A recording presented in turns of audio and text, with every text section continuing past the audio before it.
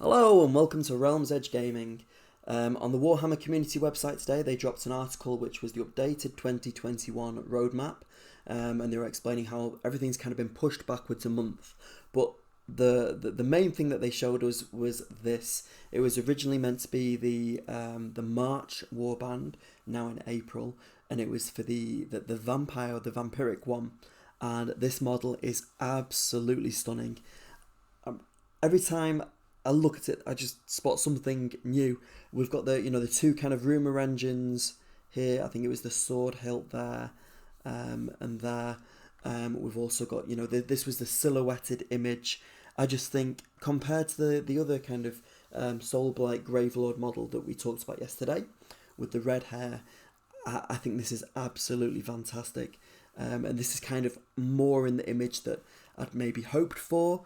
I think the hair is fantastic. I love how you've got the sword coming through there, and you can see it going through the hair as well. I think the arm is really, really well stylized. I just think whoever's painted this has done a phenomenal job. Really like the kind of crimson colours. I know it mentioned about the crimson court. And you can see the fangs really pronounced there as well. Just whoever has sculpted this has done a phenomenal job, as has the heavy metal painter, who's done so as well. It goes on as well to say in the article that your infernal thirst can be slaked on this Saturday's preview. So we'll actually see the rest of the warband during the Dead and the Divine Warhammer preview online.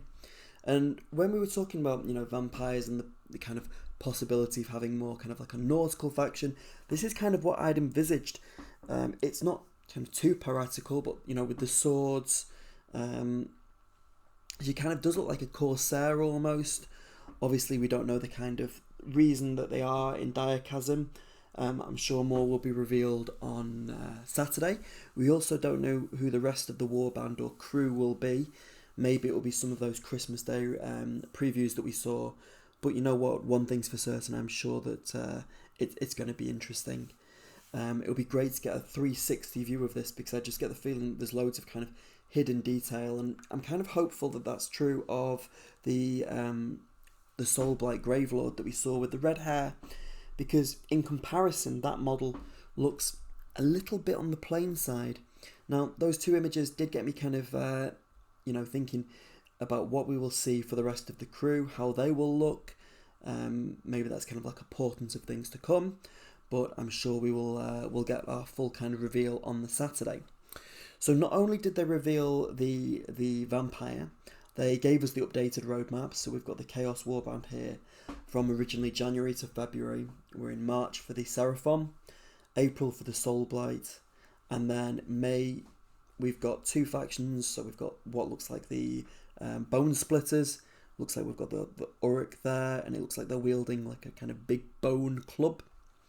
We've got some tassels there. I think they will be they look great. I can see looks like a tree stump there or something. That pose looks really dynamic and interesting too.